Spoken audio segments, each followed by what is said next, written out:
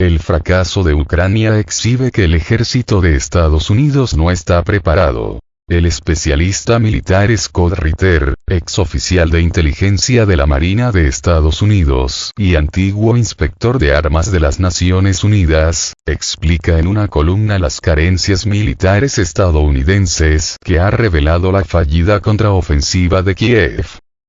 Antes de que comenzara el conflicto ucraniano, el ejército de Estados Unidos, basándose en estimaciones de la Guerra Fría, evaluó en la edición de 2019 del Manual de Campo 4.0, documento oficial que funciona como una guía sobre las operaciones militares, que los planificadores médicos de sus Fuerzas Armadas pueden anticipar una tasa sostenida de aproximadamente 3.600 bajas por día, desde los muertos en combate hasta los heridos en combate, que sufren enfermedades u otras lesiones no relacionadas con la batalla. Además, el documento calculaba que el ejército estadounidense tendría unas 50.000 bajas en 2 semanas de operaciones de combate sostenidas contra las tropas rusas, en caso de un conflicto. ¿Son realistas estas cifras?, indagó Ritter. Pregúntenle a Ucrania. En el periodo previo a la actual contraofensiva, el país de Europa del Este reunió 3 brigadas de tropas, alrededor de 20.000 soldados, junto con otras 9 brigadas, unas 37.000 tropas, entrenadas y equipadas por la Organización del Tratado del Atlántico Norte, OTAN, todas ellas programadas para participar en la ofensiva principal alrededor del pueblo de Rabotino, en el sur de Zaporozhye. Estas fuerzas se complementaron con 40.000 soldados territoriales adicionales formados en 8 llamadas brigadas de choque, destinadas a ser desplegadas de manera ofensiva en las cercanías de la ciudad de Artyomovsk.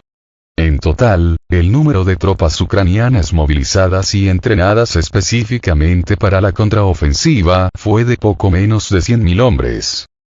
En enero de 2023, 5 meses antes del inicio de la actual contraofensiva y 2 meses antes de la batalla de Artyomovsk, el general Christopher Cavoli, comandante de las fuerzas estadounidenses y de la OTAN en Europa, dijo a una audiencia en un foro de defensa de Oslo que el conflicto entre Rusia y Ucrania está fuera de proporción con todo nuestro pensamiento reciente de la OTAN.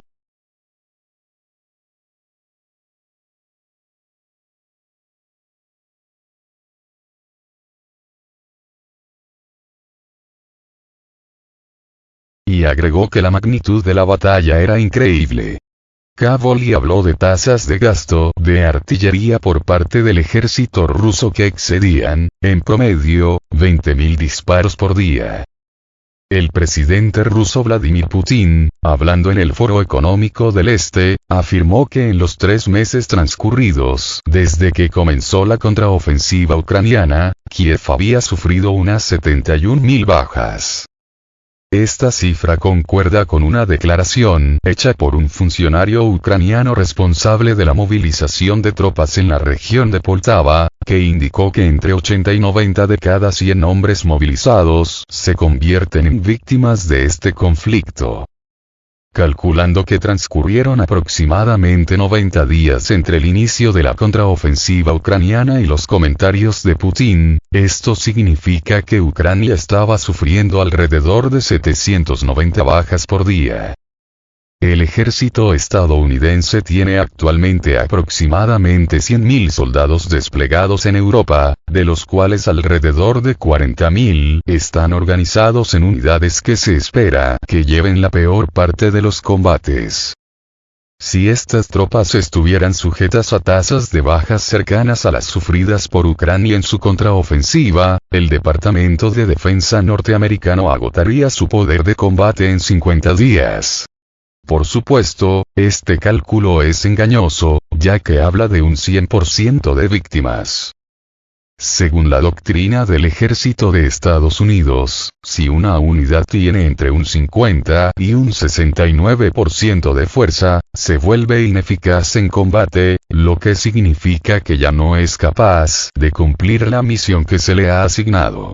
La realidad es que las fuerzas de combate estadounidenses sometidas al nivel de violencia experimentado por Ucrania a manos de los rusos se volverían ineficaces en combate después de aproximadamente 2 semanas de enfrentamientos.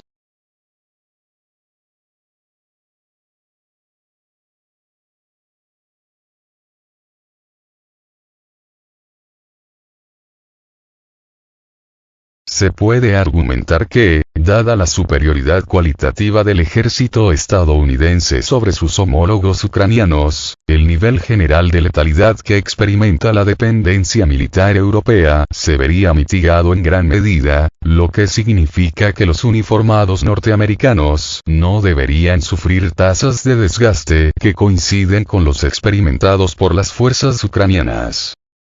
Esto podría ser cierto si las condiciones en el campo de batalla fueran equitativas, es decir, que Estados Unidos se encontrara en un conflicto cuasiposicional con líneas de contacto bien delineadas con el enemigo y acceso a posiciones defensivas fortificadas.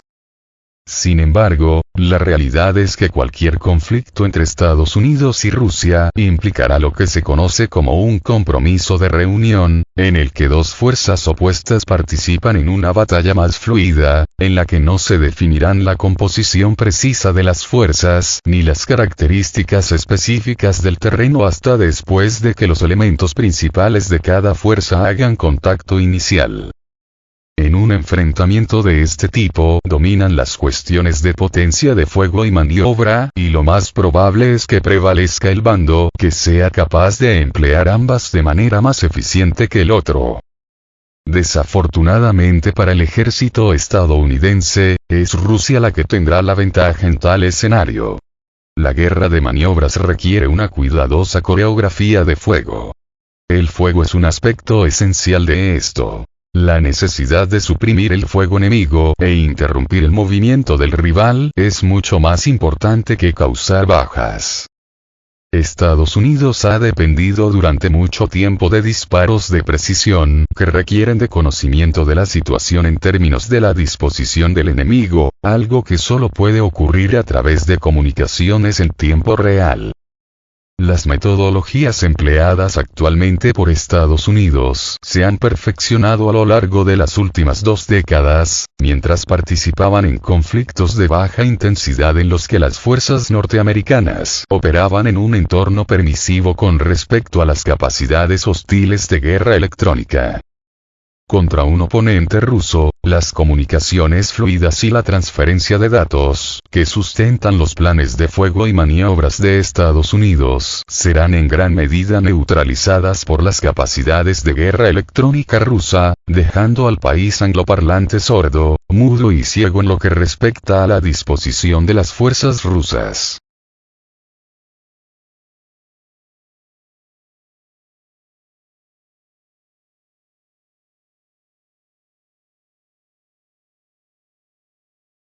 En un entorno donde la velocidad y la presteza son las piedras angulares de la victoria, Estados Unidos se encontrará letárgico e insensible, incapaz de coordinarse eficazmente en las tareas más rudimentarias.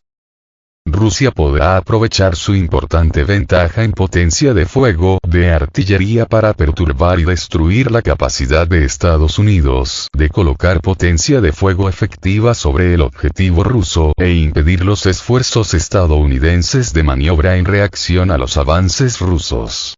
El resultado será el colapso total de las fuerzas estadounidenses involucradas en la reunión, lo que conducirá a su retirada y destrucción final. La magnitud de la derrota estadounidense aumentará por las dificultades asociadas con el apoyo logístico a grandes cantidades de fuerzas estadounidenses en el campo. La maniobra requiere más movimiento y el movimiento requiere combustible. Estados Unidos se enfrentará a suministros de combustible inciertos y líneas de comunicación vulnerables que, una vez sometidas a la interdicción de Rusia, impedirán el mantenimiento de cualquier esfuerzo de maniobra que Estados Unidos pueda emprender. Rusia debería poder aislar unidades individuales, amenazándolas con la destrucción y provocando su desintegración o rendición. En una batalla así, Estados Unidos fácilmente podría encontrarse quemando el equivalente a una brigada de tropas cada 2 días. Las mismas cifras de 3.600 bajas pronosticadas por el ejército de Estados Unidos en 2019. A este ritmo, Estados Unidos muy bien podría encontrar que toda su fuerza europea sea ineficiente después de aproximadamente una semana de combate sostenido. La rápida derrota de las fuerzas del ejército estadounidense en Europa resonará en toda la OTAN, lo que resultará en una caída precipitada de la moral, que podría resultar en el colapso total de las fuerzas involucradas en operaciones de combate contra Rusia. Una vez más, las palabras del general Cavoli resuenan. La violencia asociada con el combate terrestre moderno a gran escala es desproporcionada con respecto al pensamiento que tiene lugar en los círculos de planificación de la OTAN y de Estados Unidos. En pocas palabras, ni Estados Unidos ni la OTAN están preparados para participar en operaciones de combate a gran escala contra un oponente de un nivel como Rusia. Un conflicto bélico puede ser el infierno. Pero lo es aún más cuando no estás preparado en absoluto para su terrible realidad.